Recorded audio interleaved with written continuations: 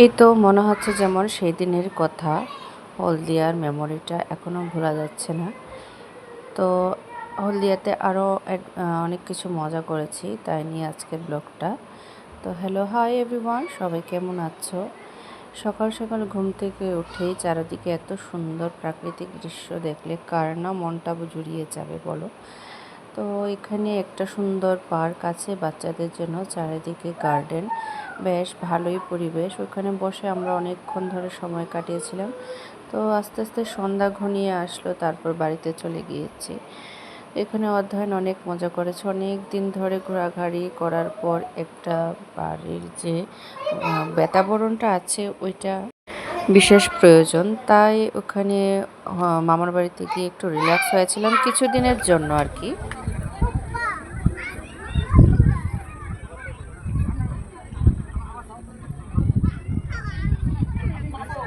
তারপর ওই দিক থেকে আমরা চলে গিয়েছি একটু সমুদ্রের পাড়ে, ওইদিকে মানে বেশ দারুণ লাগছিল, সুন্দর হাওয়া বইছে। অনেকক্ষণ ধরে একান্তে এখানে বসে নিজের সাথে একটু সময় কাটিয়েছে, বেশ ভালোই লাগছিল। মনটা একদম শান্ত হয়ে গিয়েছে। তোমাদের কার কার কাছে এরকমভাবে সমুদ্রের পাড়ে বসে থাকতে ভালো লাগে আমাকে অবশ্যই জানাবে। তারপর সন্ধ্যা হয়ে গিয়েছে, তো বাড়ির দিকে রওনা দিচ্ছি এখন।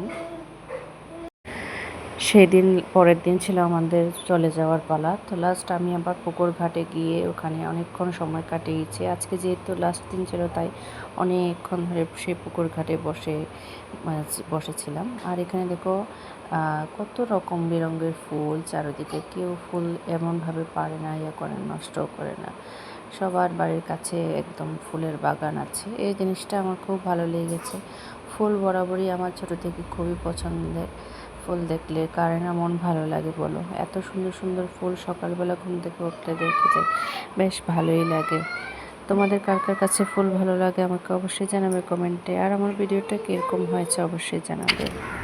এখানে নৌকা বানিয়ে নিয়েছে পুকুর ঘাটে ছাড়বে বলে, দেখো। হ্যাঁ,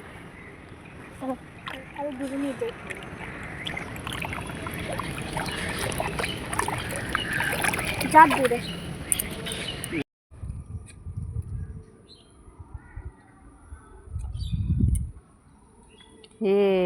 চলে যাচ্ছে।